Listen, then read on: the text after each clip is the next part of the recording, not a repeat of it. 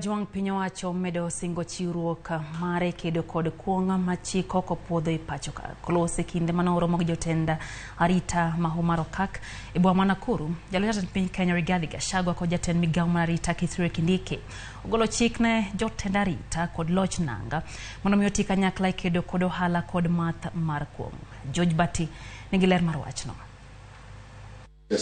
E romo mar keto kenge mag kedo kod kuong' e gwenge mag Omar Okak, romo manoting'o jotend arita, obila kod apisa mag loch nanga. Jalup jatend piny Rigathi Gachagua ogolo chik ne ruodhi kod jolupgi mondo chwal ne jodito mag arita kwe nyinge jonyuok kong'o kod joma uso kuong' machiko kopuodho. Our county commissioners, our DCC, muende muite machifu wetu mkubaliane, wapeane listi yote ya ile watu wanauza bangi kwa sababu wanawajua. Wapeane listi ya ile wote wanapika pombe haramu, wale wote wanatumia license establishment kuuza sumu, wapatie nyinyi hiyo list. Wewe uita kamati yako ufanye kazi. Kopa komo kukumo bila matimo tich manimba ya pedha mar kedo kod kuong' machiko kopuodho. Rigathi Gachagua kata kamano oseyo obila moko madonjore e ohala mar kunde math e gwenge magitie, kamoko bende kar dhi mako jonyuok kong'o to gin ema yudogi ka gimer tak thing. We are very happy with police officers who are doing a good job.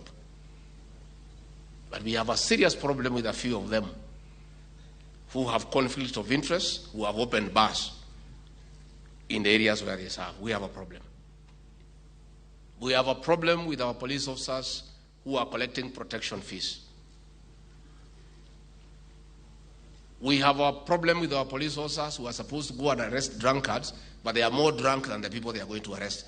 That we have a problem. Jatend migawo mar arita Kithure Kindiki mabende noyuore romono ogolo siem ne obila makawa soya kendo weyo thuolo jonyuok kong'o ni bad piny marabora biro yukogi. And I want to direct all officers involved in this crackdown not to use the excuse of this fight to harass, intimidate, extort money from legitimate traders and business people.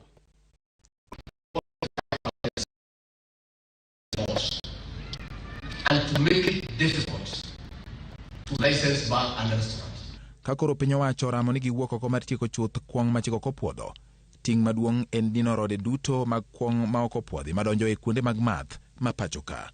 George Bati, Ramogi TV. Kwa dhimbele nyakwa Ramogi Juang gi weche mamoko en